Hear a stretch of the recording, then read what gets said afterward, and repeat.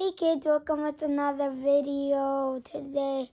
Today I made a Lego creation. Before I show it, leave a subscribe button, hit the bell, and leave a like.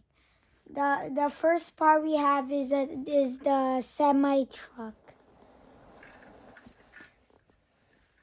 Then the next part is we have a trailer. To slide this part in, you remove that block under, then you push that. Then put the block right there to stop it from moving. And the next part we have another. Then the next part we have another trailer. It hooks up to this fifth wheel plate at the back. So what I call this is a B train.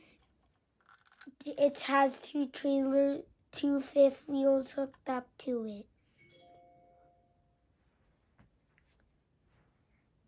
Okay. That's it for today's videos, kids. Bye.